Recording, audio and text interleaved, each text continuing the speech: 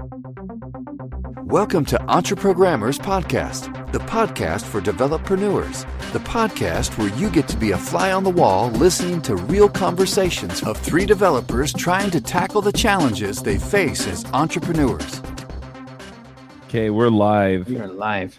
And Josh is telling us why he hates microconf. I didn't say that. You may as well have, right? Yeah. That's how most of our political discourse goes these days, right? I'm just not sure that it's for me. You hate babies? Exactly. I can't even talk to you anymore. Anyway. Oh, and then we were all singing the Mac update blues, right? Yeah. It messed my stuff up. I didn't install them. Something new came up? There's just an OS update, but for me, I have 4 monitors in front of my screen or in front of my face, you know, and I don't know that I need that many, but I have them, and I had a docking station that would run them, and the update messed up the driver. So now you have one monitor. No, I have 4 working monitors. And I have 4 dongles plugged into my computer. Oh, nice.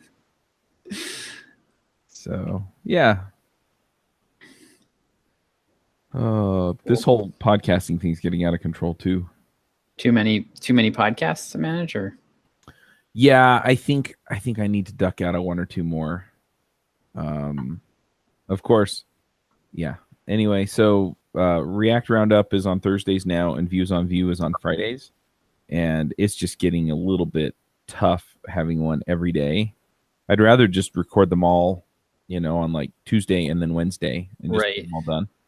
So I think I'm probably going to talk to those panels, and I kind of have final say on a lot of this stuff. So I'm probably just going to go to everybody and say, look, recording on Thursday really isn't working for me. So anything that's currently recorded will happen, you know, it can happen on Thursday. I'm going to probably have Michelle reach out to the guests and say, hey, is there any way that we can do this on, you know, Wednesday at this time? Yeah. And then that way I can just get it done. Because I think if I recorded, you know, Ruby Rogues, and then we're starting an Elixir podcast. So but that one is on Tuesday. So if I did Ruby Rogues, then Elixir, and then JavaScript, and then maybe one more, and then on Wednesday did kind of the same thing, I could stick with all the shows that we're currently looking at producing. But I've basically committed at this point to a data science podcast as well. So I'm just not the one that's pulling all of the, you know, I'm not herding cats this time. I'm just helping them handle production. So, are you going to be on the show though? I'm debating that. Okay. I'm interested in it, but I'm much more interested in the other technologies that we currently have shows on and in Elixir. So I told David, who's the guy that's starting it, that, you know, I would probably show up and guest panelist on occasion, but that I probably wouldn't be on every week. You know, another option would be could you be like bi-weekly, every other week? As far as producing the show, or as a panelist on a weekly show? As a panel. Because you're kind of at a breaking point, it seems like, as far as scaling. Yeah, the issue though is that I want the network to grow beyond me. Yes. And so if I'm not on the podcast, I still want them to produce every week. And that's what I meant. Like, so it seems like having you involved in the actually producing the show, well, actually being on the show helps keep it going. Yes.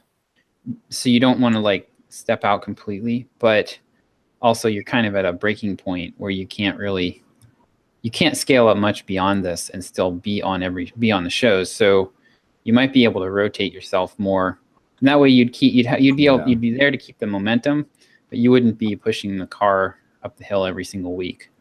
That's true. And as far as like React Roundup and Views on View, basically everything except for the Elixir podcast, Freelancer Show, and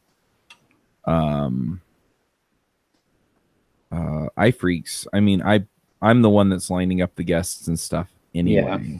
Right. And that keeps a lot of the momentum as well, right? Mm-hmm.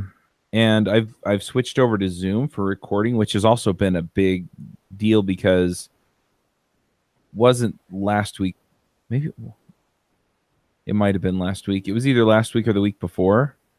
I couldn't make it. It was last week. I couldn't make it to those shows. And they were able to log into Zoom and do the call without me, and Zoom automatically recorded it. So I just went and pulled the file off of the cloud, right? Nice. Yeah. And so I'm also going to give Eric access to that and just be like, look, if I add you to all the guest calendars and then, let you go download the episodes, I'm pretty sure that you can figure out which recording goes with which episode. Right. And then we can just make that happen. So, yeah. So I'm kind of heading that way. But yeah, I don't know. I think just getting all that stuff off my plate is going to be kind of critical. And yeah, I've also been reaching out to sponsors, and it looks like DigitalOcean wants to come back. So, oh, sweet.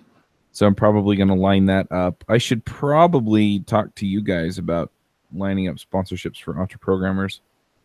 Yeah. Because I could just say, hey, look, I'm representing, Entreprogrammers. I'm representing these 3 shows that are, talking about entrepreneurship, and see if we can line some things up there. Yes, you have full full permission to do that. Yeah. We will not say no. I know. I just, if I do it, I'm going to take a cut of it, and I'd like to. Yeah. I like to have that all hammered out before I do it, and that way nobody's going, hey, wait, I didn't think we were going to give you that much, right? I want to, but at the same time, 5%, we'll give you 5%. No problem. Yeah, well, and that's the kind of effort you'll get. That's a joke. Yeah. To be clear, yeah, that's a joke. But I'm also kind of leaning toward.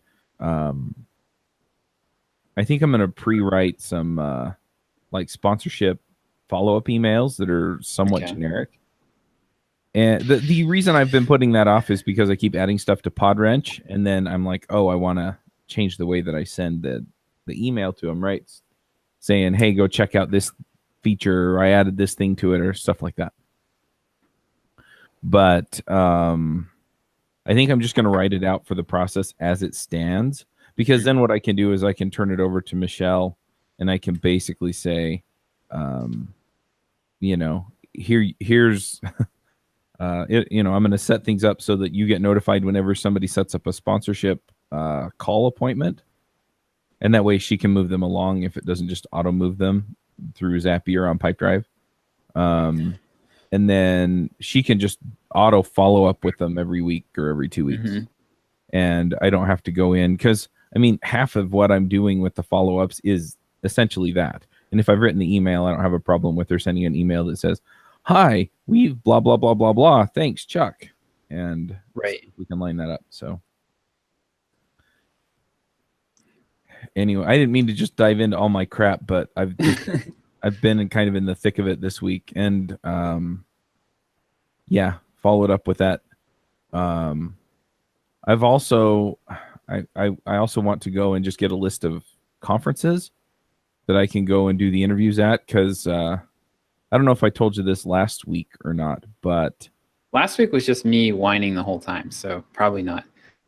So a couple things happened last week. One was I had a sponsor, and this kind of highlights part of my problem with filling the spots. I had one of my sponsors, he emailed me and he said, hey, it's time for a call. And I'm like, okay. He's either pissed at me or he wants something specific from me. Okay. And so we get on the call, and what he wanted specifically from me was to renew his sponsorships. Okay. Well, that's a good kind of call. Yeah, but it also kind of highlights, okay, so if somebody's sponsorship ends, I need to Right. follow up with them and say, No, you need to follow up with them 2 months before, or a month before, or 2 months before their sponsorship Right. ends. Yeah. well, it depends on the length, right? If it's a Right. 6-week sponsorship, I need to do it 2 weeks before. Yeah.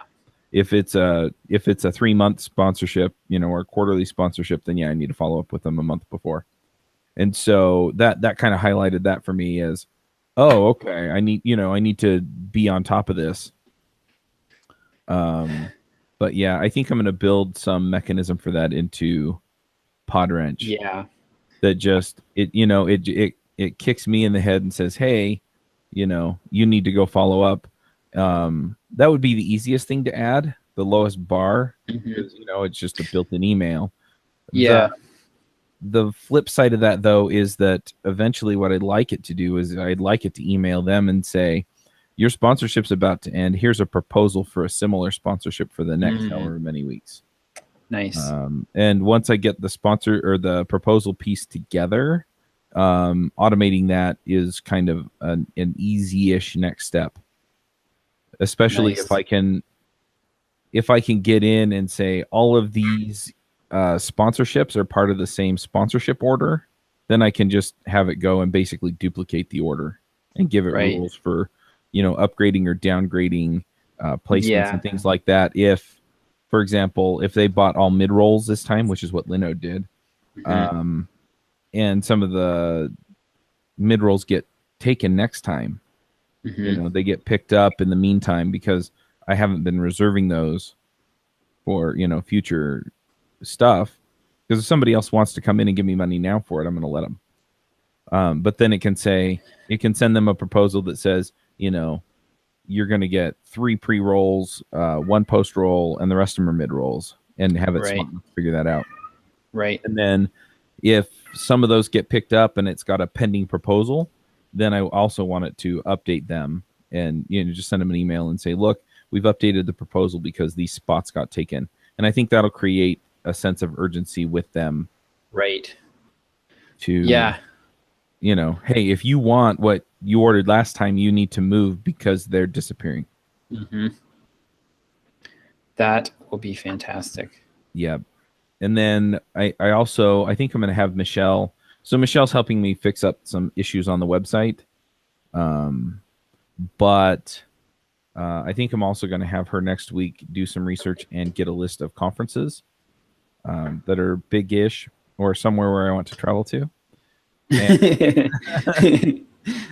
So I did some of this myself. So I reached out to Ruby Kaigi, which is a Ruby conference in Japan. Oh, okay. And just to see if I can do, because NG Atlanta, I did like 20 interviews with speakers, and everybody involved, the sponsor, the conference, all of them were super happy with the outcome. And I'm doing it again at NGConf. So both the conferences that I've successfully pulled this off at are Angular conferences. But it also gives me a whole bunch of content that I can stitch together to form an episode if we get behind, right? It's like, hey, here are a couple of interesting interviews from my visit to NG Atlanta. So I'm working on that, but I'm trying to find other conferences that I can go to and record episodes at. And so yeah, I reached out to Ruby Kaigi. I reached out to Fluent Conf, which is in San Francisco in June. I don't remember. But there are a few other conferences out there. But yeah, just see if I can line that kind of thing up, because so when I did NG Atlanta, I'm just going to throw the numbers out there. But when I did NG Atlanta, I told them I wanted $2,500 for it. And that was just kind of because it was a proof of concept kind of thing. Yeah. And given the outcome, I felt like we knocked it way out of the park. And so for NGConf, the same sponsor is sponsoring me again, and I doubled the price. Nice. And they didn't even blink. And so you've probably got a couple more of those at least before they start to flinch. Yeah, so I think I'm going to bump it up about the same dollar amount again, for another conference if I can do Fluent or something like that. The other thing is I've also gone, like, NG Atlanta was kind of small beans. NGConf is high profile in the Angular community, and Fluent's another level altogether. And so with Fluent, I could probably ask for 10 grand. Nice. Well, one thing that you could do too would be to find out like what the sponsorships and booths and stuff cost at those conferences. Oh yeah, which would give you a good price anchor, right? Like if you're and if you can demonstrate, like you might come up with some creative things like, you know, we're gonna sit there under a banner with your logo on it or something, and you know, like just find ways to promote them that don't really cost you anything. Then you can continue to bump up the value for them. But that's true. Pretty fantastic. Yeah, it looks like the big sponsor at FluentConf is Cloudinary. The other thing is that reaching out to companies like Cloudinary, right? It, you know, they may in turn sponsor the podcast. Exactly. Yep. You're building relationships. What they end up, where they end up giving you money, is kind of immaterial. There's multiple ways. Yeah, but the thing is that if I can go to one conference a month and generate $10,000 or $15,000 every time I do it, that changes a lot of things for me. It frees me up to not worry about making the money I need to run the company, and instead it makes it so that I can, you know, focus on maybe hiring or putting together more shows, or you know, doing some of the other initiatives that I feel like are going to pay off for the listeners and things like that. So, and also experiment and figure out, okay, a lot of people are really down with this, you know, not so much down with that. And just figure out where the next steps need to happen, instead of constantly being like, oh, I need to sell more sponsorships, or, oh, I need to do this, and having this frantic need for the cash flow is almost there. Essentially what you're doing with this is you're creating a higher ticket offer. Yeah. Which is always nice because it always gives you a lot more slack. Like if you can have something that's like, you know, several $1,000s that people are happy to take, then that's really helpful. The other thing I was thinking would be as you're looking at these conferences, you're already probably doing this, but definitely target the prime sponsor. You know, like those are like, they're raising their hand and saying, hi, you know, we're willing to spend $10,000 to $50,000 on basically brand marketing. So absolutely. And I'm kind of tempted to, like, so Fluent Conf's at the San Jose Convention Center, and one thing that I found with a lot of these conferences, if it's in a hotel, they pretty much fill the entire convention center in the hotel, unless it's just huge. But with these bigger convention centers like San Jose, or the Oakland Convention Center, or you know, Las Vegas Convention Center, they don't fill the whole thing. And the conference venue will actually rent you space. And so worst case scenario, in fact, I should probably just do this. I should just contact San Jose Convention Center and just say, hey, look, how much is it for a small room? And what that does is, then even if I don't get the thumbs up from the conference itself, I mean, I can go in and I can work their list of speakers. I know, it's funny, I was looking at their list of speakers and I'm like, yeah, we've had about a third of these people on the show. And so I could easily get them, because I already have a relationship. I could easily get them, and then I could also work my contacts to see if I can line up some of these other people. But yeah, just let them know, hey, this is the show it's going to be on. So for FluentConf, it'd be JavaScript Jabber. Just say, hey, look, we're doing these shows, you know, JavaScript Jabber. JavaScript Jabber gets about 30,000 downloads per episode. We'd like to highlight your talk and then do an episode about whatever it is you're talking about.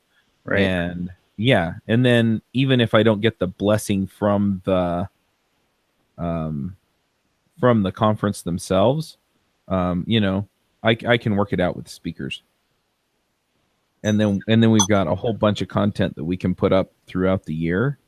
And I mean, if I come away with five or six episodes, then we're 5 or 6 episodes ahead on JavaScript Jabber. Right. And that takes a load off me too, right? Yep. Because then if people don't show, we don't know what to talk about, then I can just, I can chill a little bit about it. So. Yep. I like it. But yeah, anyway, that's kind of what I've been thinking about, and just talking to you and thinking about, I could even just get a room in the convention center. I mean, I'd have to charge them more for it because my overhead would be higher, but right. Yep. You could pass that along for sure. Yeah. Cool. Well, yeah, just from what you mentioned earlier too, like, and what we talked about last week about reaching out to all your former sponsors, I would actually prioritize that, the setting up a system to notify you that sponsorships are expiring even before that. Yeah, I could build that in probably in a couple hours today. Yeah, because that's seriously, like, even if it's just sending you an email or something at the appropriate time, because that's like that. Current customers are. I mean, like we have Perfecto. They signed up with us like a year ago, and they're still sponsoring the newsletter. And I just like every quarter I've bumped up the price as our list has grown. I'm like, and they're like excited. I'm always like kind of nervous, like writing the email. I'm like, well, our list grew this much, and so so I'm increasing the price to this. And they're like, the reply last time was great. So yeah, well, if they're getting anything close to the payoff they want, they are, yeah. And your list is growing, all that tells them is, what, if we're getting consistent, 1-2% off the list, that 1 or 2% just got bigger. Yep. So yeah, so I mean, that's the easiest money that you're going to get right there is the current customers, and then the next would be people that were customers and have lapsed. So yep, and I promise everybody I won't sell your information if you join my mailing list to Cambridge Analytica. So yeah, I've heard some scuttlebutt that people are getting. I've heard of people getting Facebook pulling their ads that they're running based on custom audiences and stuff. So I think Facebook is just like in panic mode right now, and they're cracking down on advertisers. So if you're using Facebook, just heads up. Yeah. But yeah, so those are the kinds of things that I'm looking at this point, and I think those are the things that are going to pay off. I still want to do the dev summits, but at this point, I'm kind of tempted to just make them 100% free,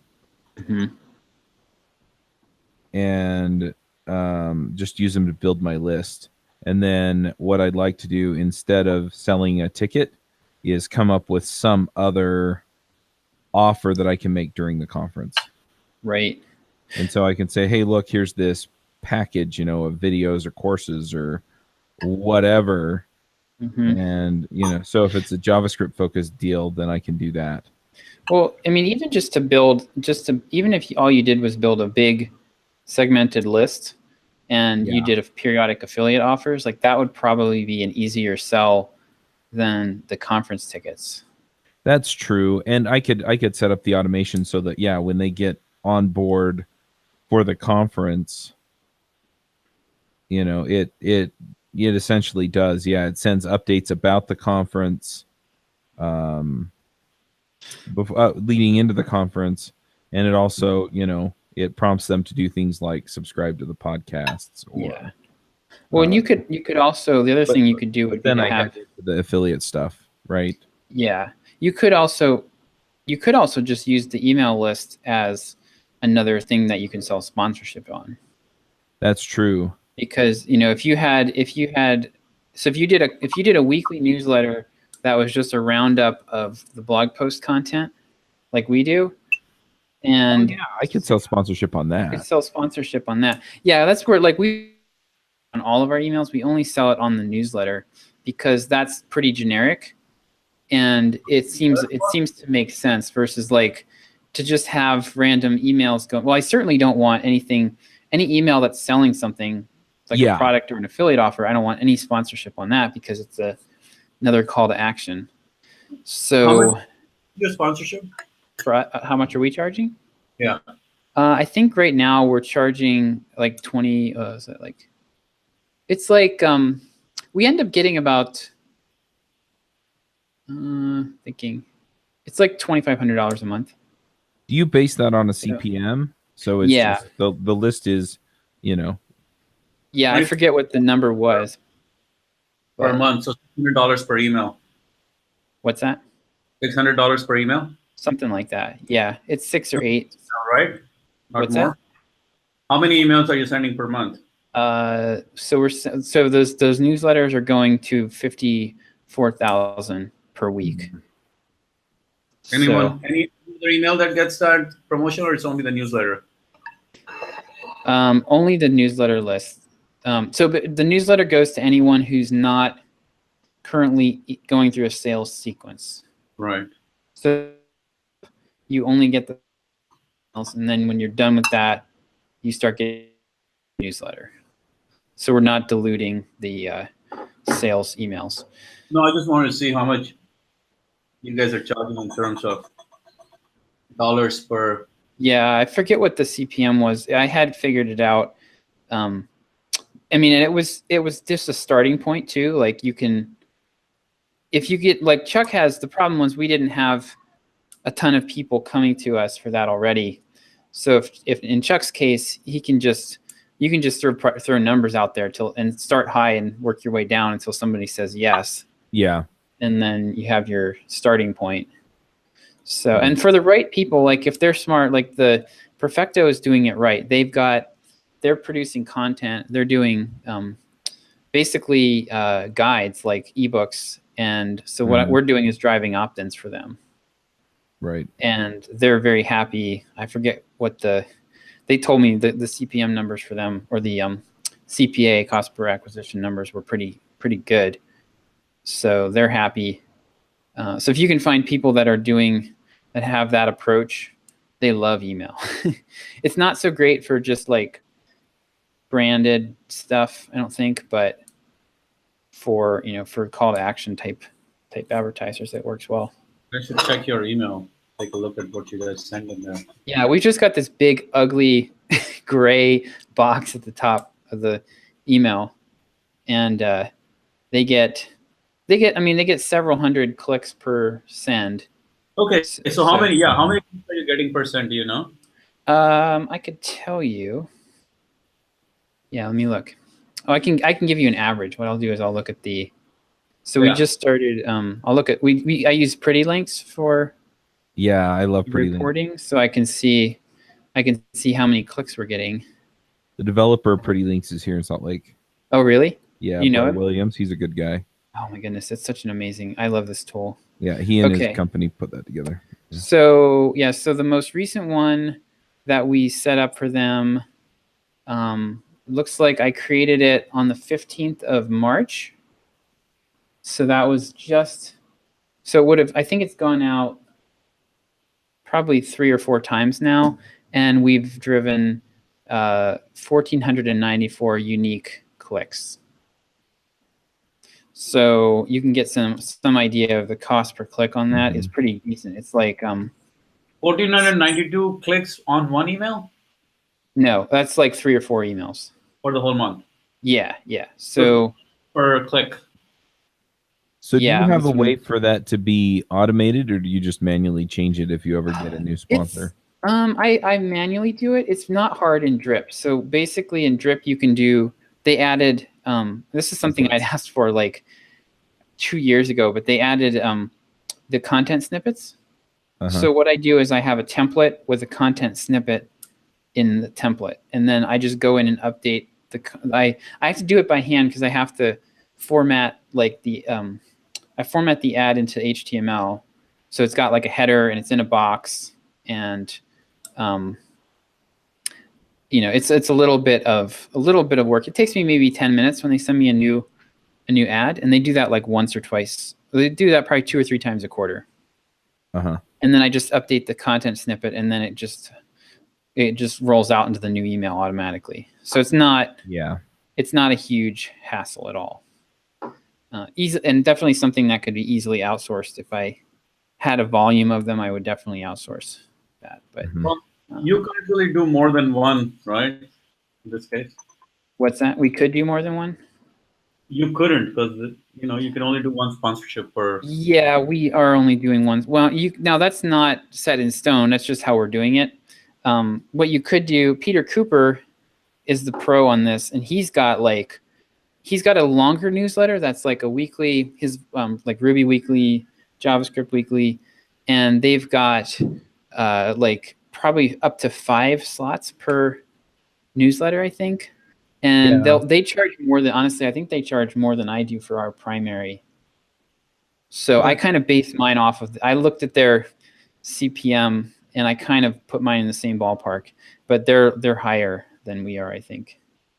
Well, so I mean, how many articles are you putting into your newsletter every week? Like 5. It's literally just the blog posts that we publish that week. Yeah. So the thing that I see too, though, is that, I mean, Peter's offering, he usually has one ad that is obviously clearly an ad. Yeah. And some of the other ads, it says that it's sponsored underneath, but it looks like the rest of the content. And I think you can get away with a lot more that way. Yeah. Yeah. I think he might have 2 ads that are obviously ads. Yeah. So, yeah. But yeah, there's definitely, there's like, we could do more with it. I was planning to do more, but it just became clear that it was not a priority. So yeah, if you send that out, do you send it out on Monday or Tuesday, or? We send it on Friday, actually. On Friday, which is on purpose because Friday is the lowest response day generally I find on offers. So that way, yeah, that seems easy because all of our content goes out. Yeah, earlier in the week. So. And that way you'd be cross promoting the shows, yeah. Shows too. So it seems like you could always try it for a month and just see before you sell sponsorship on it. Just try it out for a month and see. Josh, would you do sponsorships with timers in them? Would I? Yeah. I've never tried it, but if we had timers in it, like this offer goes away in 5 hours or something. Yeah. If I would be open to doing that if a sponsor wanted to. I could do it. It would be a little complicated to set up. It's not complicated from my perspective. If I give you the email, I can do it for the productivity one, see what happens. So you just do what, like a deadline funnels or something? Yeah. And we could do the sponsor post. I could pay you as a sponsor. Yeah, I'm trying to think if that would be worth it for you. So it would be, $600. Make like what? How many? 600. $2 like divided by 3. It would be $30, right? Is that what the offer would be? 20 sales. Yeah. 20 sales would break even. Yeah. I don't know. I think it would be better for us to just do. Yeah. The only problem is you can't repeat that offer multiple times because you numb the people. Right. That's true. Yeah. In my situation, though, I don't know. I feel like I could get away with a little bit more of that. Mm-hmm. What do you mean?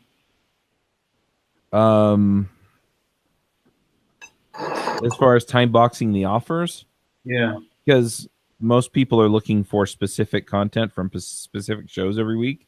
And so if I can tie that a little bit to the, before the next episode comes out or something like that, I might be able to, there's a natural fall off, where there's new specific content for whatever it is that they're looking for. Right.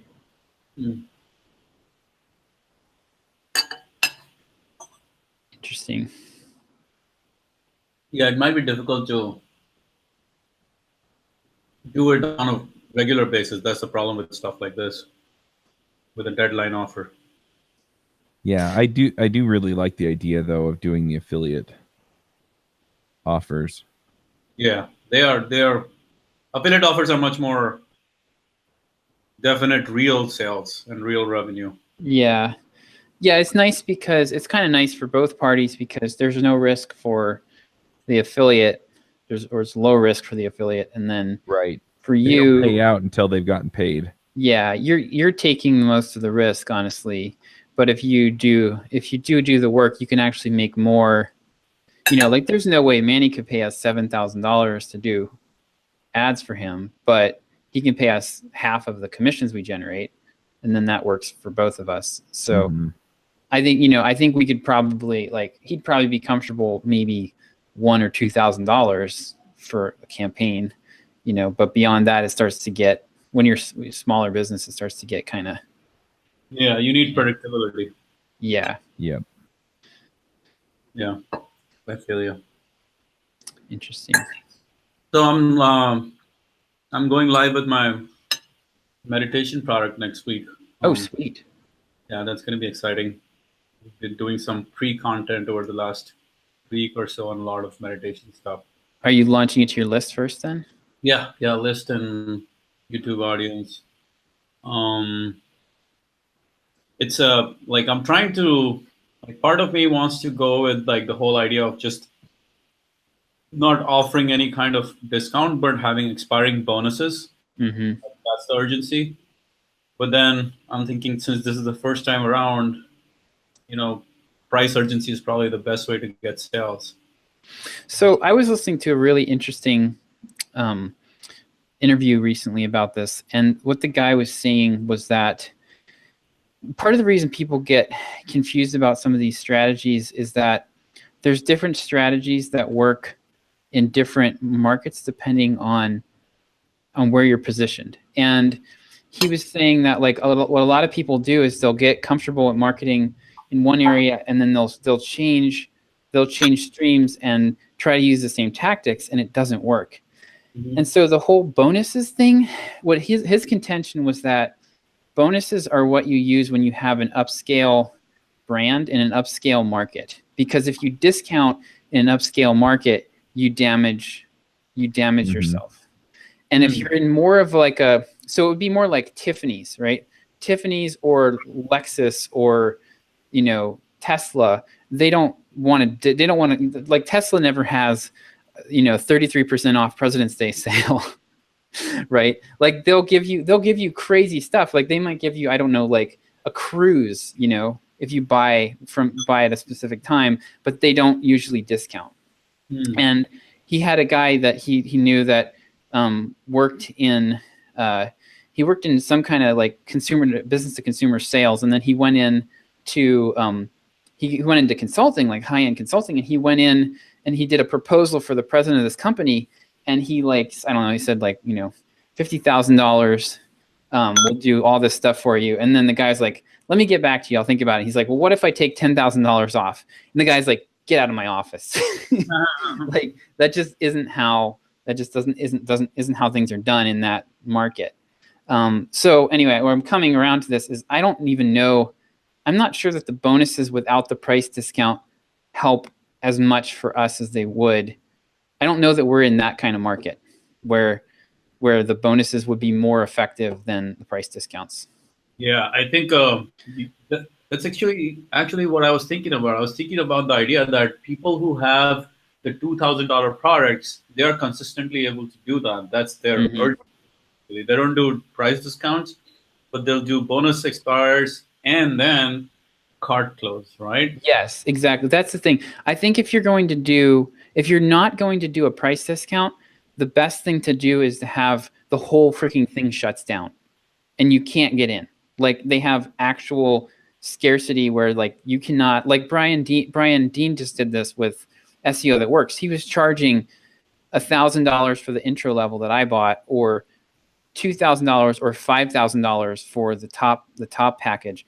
But when the doors closed on that sucker, they closed. And he probably did several $1 million on that launch, because we noticed after Elisa, I was talking to Elisa about when I got to the outreach section of the course, we were getting hammered. She was getting hammered with outreach emails from people from like all different niches, all different blogs across all the blogs that she works on. She was like, what is going on? I was like, oh yeah, this is Brian Dean's SEO course. We just got to the outreach. And she's like, oh my gosh, that makes so much sense. Cause she was getting flooded.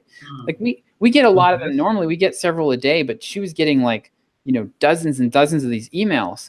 So I think I think he killed it with that course. But again, he closed it. He closed it down. And you could not. So I kind of think that that's the model that works the best if you've got a high-end course these days. Yeah, my price point, like it's in a couple of $100 range. But the thing is, the product will close because there's live training. So there is a yep. It will close. Yes. Is this for the meditation one? Yeah. Okay. Then I should. I mean, it's so tempting to give a price discount because you know it will work. Yeah, it would be interesting to segment and test it with a small section of your list. Like do what works for 80% of the list and slice off 20 and do something else. But don't risk the whole. You know, I would say do what works, what you know is going to work, and then experiment with a smaller fraction of it. But okay. Yeah, except that if I also go on YouTube, then it's hard to. Yeah, that is true. You know. Yep. Keep it going and keep it going in a similar way. Yeah. So. I mean, if anybody complains, you can always, you know, give them whatever deal they want. So, I mean, when I was I signed up for the Course Builders Laboratory by oh God, I can't remember his name right now. It's another good course. Danny Inney. Oh yeah. And they were price testing the heck out of that because I almost couldn't sign up because I like found like multiple different their funnel, and I was like there were like different prices everywhere. I was like, what in the world is going on here? Yeah, that's not good. It's not good, but yeah. Part of the testing process, though. Yep. Okay. Yeah.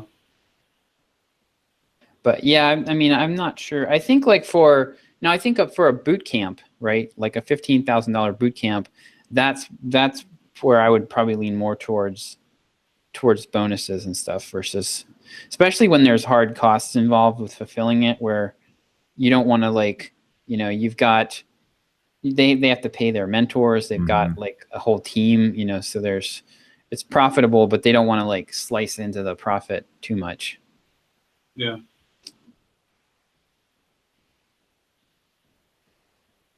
Cool. I will work on on some sort of a freaking urgency.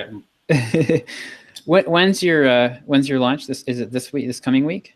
Yeah, this coming week. It's more early bird this coming week. Okay. Maybe full price next week, the week after, and then cart close after that. Cool. What's your list size these days?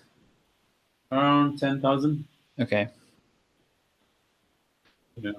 Nice. I sent you the email with all the details. Okay. It's been kind of a crazy week, and next week I'm at NGConf all week. So we'll see how all of this kind of shakes out. Yeah. No hurry. No worries. Whenever you are interested, we can talk. Yeah, I'm interested. I need to figure out a couple more things first. They're a little higher priority than that. So. Yeah. Have you sold anything to the email list?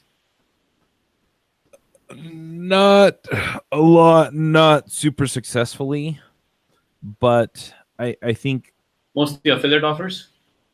Yeah, I haven't had a lot of luck with that. I haven't really tried with affiliate offers. I kind of want to get them back in the habit of hearing from me because I really haven't done that. Yeah. So that's why I'm kind of liking the newsletter idea first, is that yeah, I could get Michelle to put most of that together, and then I can either I or somebody, you know, one of the hosts can write up summaries for their particular episodes, and then we could just drop it in. And that way, you know, we can get some cross promotion going. But the other thing is then once they're used to hearing from me about that, I'm also going to basically hit the lists, and I haven't quite figured out how I want to coordinate the automation, but it's going to basically everybody who's subscribed to get JavaScript Jabber updates specifically, it's going to say, I want to essentially start sending them emails that say, hey, make sure you're subscribed. Here's how you subscribe on Google Play, Stitcher, iTunes, etc. Make sure that you're, go leave us a review in iTunes. Go leave us some suggestions of people you'd like to hear from or topics you'd like to hear on our topic suggestion system. And just kind of work through that so that, again, I can kind of warm them up. But I'm not asking them to buy anything. I'm not hitting them with the sale right away. I'm hitting them with, hey, you like the show, how can we give you more of what you want? And then from there, then I can start saying, hey, somebody offered a discount for listeners of the show. So go check it out. Or, hey, I was talking to a sponsor and I thought this was a particularly good deal. Do you want to check it out? And then so then I can start to ease into the, hey, somebody's actually paying me to market to you folks, kind of thing. But yeah, I kind of want to warm them up first. I don't want to just go in cold with all of a sudden, hey, go check out this thing. Yeah, I think that's appropriate, especially with a list like this where it's basically built around content. So. Yeah. Another avenue on that is you listen to JavaScript Jabber, but do you use a framework? Because if you do, we probably have a show about it. So yeah, just hitting that angle. So it's, hey, look, we're trying to give you what you want. So here are some things we think you want. And, here are some ways for you to tell us what else you want. But yeah, then once they get a little more invested, then we can start selling them stuff. Cool.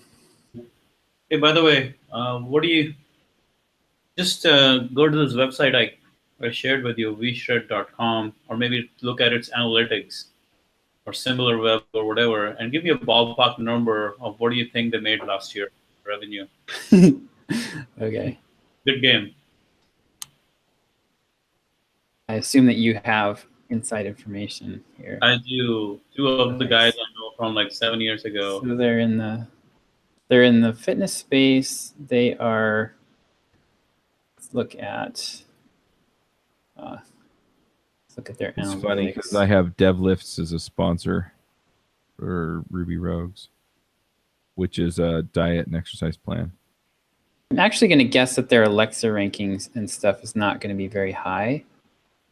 Take a look. Alexa, similar web, whatever. Oh, 59. Oh, okay. 29,000 in the US. 55.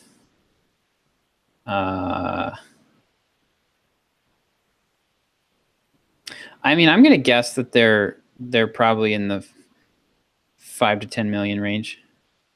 What? How'd you come up with that number? Because they're in the fitness space, they've got a pretty huge. I mean, Alexa, their traffic, their Alexa traffic is telling me that they're probably getting 50 or 500,000 to 1 million page views a month. But if you look at yours, you guys would come to similar, like not very far from theirs, right? No, our Alexa rank is like double, I think. Yeah, but your traffic is also maybe 1/3. Well, yeah, our Alexa rank is twice as high. Our Alexa rank is, I could be getting this wrong because I have multiple different. Oh no, okay. Oh yeah, it's similar. Okay, never mind. I was thinking Ahrefs rank. But yeah, I mean, in the fitness space, are they doing a high-end offer? What's the offer? If you look at the products, that's it. Go down. Oh, it's just okay. So they don't have a.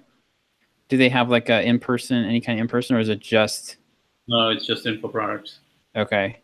They do have a YouTube channel with like 500,000 subscribers, as you can see there. Okay. Yeah, I mean, I don't know. I kind of think in the fitness space, do you know their numbers? Am I like ridiculously high, or I know their numbers. Chuck, what do you think? if they're doing I'm so bad at this. I think they're I'm really they're bad. probably also killing it on Facebook. That's where I would be. I bet you I bet you that they have a pretty good Facebook funnel. So if you had a decent Facebook funnel in the fitness space, I think several million a year is pretty attainable. Yeah, they're doing 20 million. 20 million. Nice. Yeah. Yeah. Great. Now Cambridge Analytica will know how much you weigh. Yeah. No, I can be that. I can believe that completely. Yeah. Am I right about Facebook? Are they doing Facebook? Yeah, they're mostly paid traffic. Yep. Of course, they're killing it. They have 500,000 subscribers there. Yep. They have a lot of paid traffic, and paid traffic is so much heavier buyer intent than even organic. Yes. And the when they've got the survey, the surveys typically work pretty well. I wouldn't be actually. I feel like Ryan Levesque's fingerprints are on this. Where do you see the survey? Oh, the survey. Okay. Yeah, the survey. I bet you this is what they're running their Facebook traffic to. Is this this survey here? So, and then, yep, this is Ryan Levesque. I'm almost positive. The survey looks like his work. What do you mean? It's he has survey. some does it? Yeah, he has he used to have a product. I don't know if he still does, but he has his survey funnels methodology is basically this. Like you collect a bunch of information about people first, segment them, and then ask for the opt-in at the end. And when he gets it working, it apparently kills it. Yeah. Actually, I just went through the survey. There's no opt-in even all the way till here. Wow. Is it at the very end? No, there is just a video. Oh, okay. So they must just be selling straight from the video. I'm thinking that's what they're doing. Yeah. There's no page though. That's the funny part. It's just and then wait. It's just walking them through the damn video. Yep. Right. But where's the fucking? Oh, there it is. Oh, only when you hit a certain. Oh wow. So what they do is when you hit a certain marker in video, that's when the remaining sales page opens up. Okay. Did you know about that? I've seen that you can do that. I mean, I didn't know offer that could do that. That only when you hit the marker in your. I think Thrive can do that. I think that you can do that with a video where in Thrive where it'll display content at a certain time, so you can like have a button. But here it's only when you go to a certain point in the video. Okay. You know what I'm saying? Or Yeah. Maybe I'm confusing myself. Maybe it's just because it showed up after 2 minutes of me being there. Yeah. That's interesting. Yep. But yeah, I mean, the fitness market is definitely, it's super competitive, but if you can crack into it, definitely. Yeah, you can figure out. I'm sure they have like a hardcore funnel there, right? Yep. All sorts of like how to upsells and downsells and side sells and every freaking way sell. Yeah. Yeah. My problem with paid traffic has just been, so like with something like that, typically what you have is you get it, you start it out, you start the funnel out, and maybe you're selling like, I don't know, maybe you need to be converting it, and just make up numbers. Maybe you need to be converting it 10% to make it profitable, but they start off and they're converting it 2 or 3%. So they're losing a ton of money. My problem has always been 0%. Yeah, like with paid traffic, it's like it is astonishingly in our market. I don't know if it's just our market. I don't know if it's that I'm doing everything completely wrong, but I can't even get a toehold to where it's like I'm confident. Like I can't even get to the point where I'm confident that I'm spending $1 and making 10 cents. Right? Like that's the starting point you need to be at before you can test it and like scale it up. You need to at least know what that baseline number is, and I haven't been able to get it to where it even where we even are able to do that. Yeah. Pretty pitiful. I think part of the challenge with this stuff also is that with paid traffic, you're assuming you have some sort of a funnel right there. In a sense, to be able to just present one product and try to back out of it is pretty difficult. But if it's a funnel with upsells, downsells, side sells, all those things, and you start off maybe break even or even losing money, but then as people enter the funnel, you make more and more. Yeah. That's what I see. I mean, I have unfortunately, a lot of friends who are in the black hat Facebook space, and they literally have offers where a bunch of friends they are the ones running Facebook traffic while there's someone else is presenting an offer, right? Someone else has the offer itself. A lot of the deals are such that you, as the marketer, will get first 2 months of the subscription. Yep. The first 2 months, or the first payment and the next month's payment, or the first 3 payments, or the first payment, or the $97 front-end product is all. It's like 100% commission. 100% commission for 1 or 2 months because they know their funnel is so deep. Right. They will make money and times 2x or 3x. Because the thing is, these guys tailor it exactly for that. Every part of this funnel is tailored for cold traffic. Right. And in some ways, that's not how we do it with warm traffic, because we don't think so much about trust elements and all those things in warm traffic as much as they have to think about. So they're tailoring the whole experience for cold traffic. Yeah. Yeah, man. $20 million. I believe it. I mean, like, I know the some of the guys in like the tennis, some of the like those tennis. There's those tennis guys that they were up there too. They were probably doing at least 10 or 20 million. So, Not surprised. Yep. Yep. All right, Chuck needs to wrap. Yeah, pretty soon. We should do thoughts then. All right, so my thought for the week is going to be a short story, but basically it is you don't take anything for granted. Like, you need to verify everything. so John and I, our sales are continuing to, like, they're sputtering along. It seems like things might be picking up a tiny bit, but we basically are like, all right, we need to just do a sale this in the coming week to try.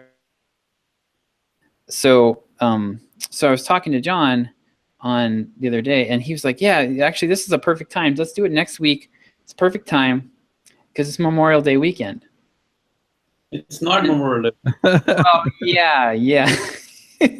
All right. I live in such when you're a time retired, warp. it doesn't matter. I know. I live in such a time warp that it didn't even occur to me that it might not be Memorial Day weekend, because I hardly ever leave the house. I don't have anything. I mean, if it's Memorial Day weekend, I don't care because I'm still going to work on Memorial Day. Like, it doesn't really. Reality. What's that? John is imposing his reality on you. Yeah.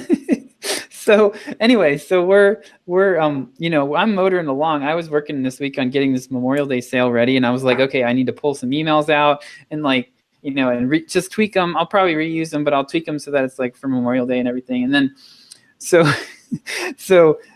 if this all would have gone down, all right, I would have sent emails to 54,000 people doing a Memorial Day sale on Monday if I hadn't happened to pull an extra package of frozen ground beef out of the freezer and stick it in the refrigerator to thaw. And my wife was like, are you making hamburgers? And I'm like, oh, I don't know. I might this weekend, because it's Memorial Day weekend. I might as well. She's like, what are you talking about? It's not Memorial Day weekend. She thought I was joking. And then I just busted out laughing. And it didn't even occur to me to like check the freaking calendar. So dodged a bullet. You really can't. I did this one time in college. I was the editor of the student newspaper, and we had a commencement speaker coming in, and someone told me at some point that CNN was going to come and cover the commencement speech, or no, C-SPAN, that's what it was. Just like have a camera there, cover the speech. And I just stuck it in the article, and I think I put it in the headline. And it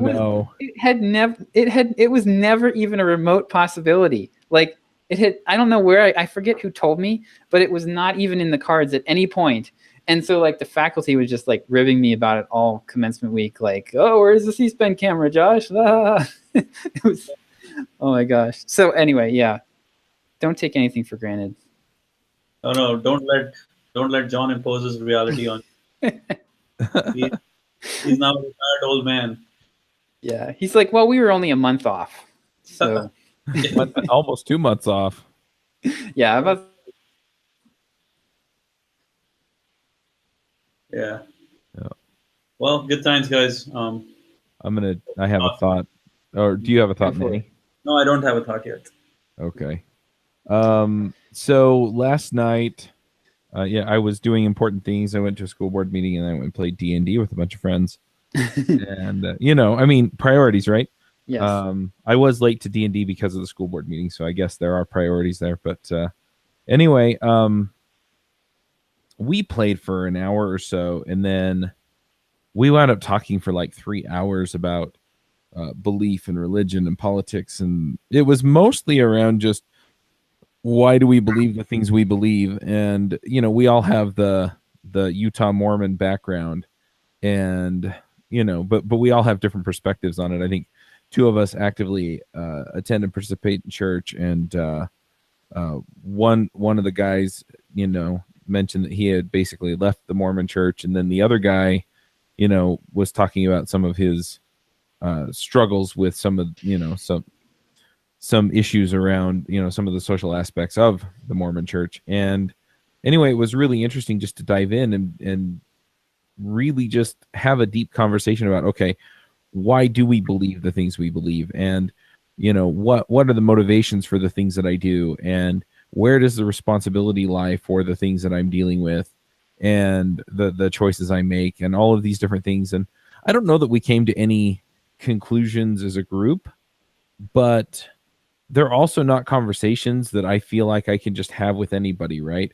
Mm-hmm. I don't feel like these are conversations that I could just walk up to somebody and start having. And they're also not conversations that I would always be comfortable having at church or some of the other, places where a lot of people believe a lot of the same things I believe, just because it gets personal, and there's always that worry that they're going to judge you, or that they're going to, it's going to affect some other outcome in life, the social whatever with my wife, or, whatever. And in this particular neighborhood and in our particular congregation, we've faced some of these things with some of the people who live here. And so, and I've seen the church, at least in my extremely local area, deal with these things in a very positive and constructive way. But at the same time, what is that? Good. I'm sorry, man. There's some stupid website that started to play its thing. Yeah, but at the same time,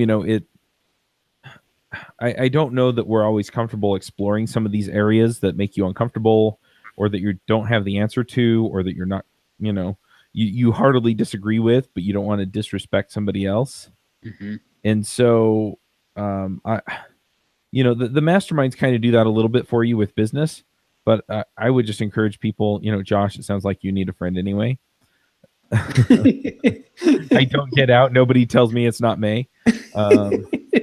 But, just I think a lot of times some of the things that make life hard boil down to the fact that we're going through something that's moderately hard, but because we don't have some kind of social structure to deal with it, mm-hmm. or we don't have people who are understanding about us not conforming in some way to what the general expectation is, that we don't have a good way to process that stuff. I mean, I can sit down and I can think about things and I can process it, but when I actually talk through it with somebody who's going to challenge the way I think, I process it differently. Mm-hmm. And the same thing here, right? I had a couple ideas while we were talking through the some of the things that I'm working on with DevChat, and I kind of I could do this and I could do that, and it was because I was verbally processing it as much as I was reporting on it. Mm-hmm. And so I just highly recommend, if you don't have a really, really good friend or a really, really good friends that you can go and lean on for this kind of thing. I don't know. I kind of luck into some of these groups, I think, but I mean, go find it, invite some folks over to play games, invite some folks over to, whatever, go fishing with some buddies, something where you're out and you can just hang out and chat.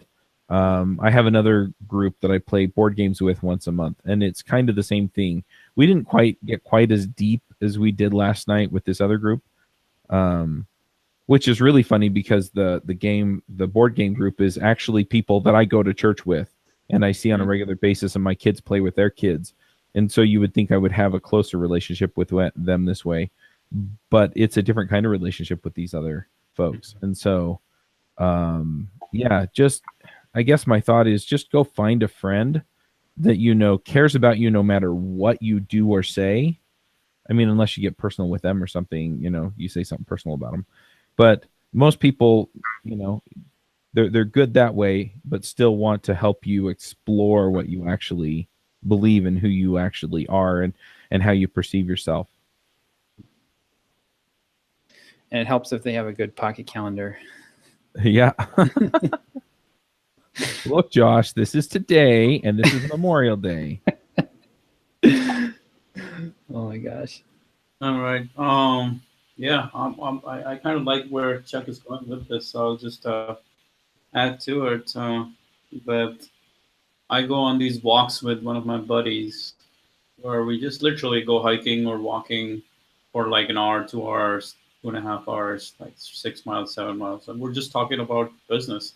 Or, just the act of talking it out can give so much clarity. It's unbelievable. And talking with someone you can trust, talking with someone will not judge you or will not, say, hey, you're wrong, this, that, but just like someone who listen and like kind of reflect back. That itself gives so many new insights and ideas. It's crucial. So yeah, finding your tribe is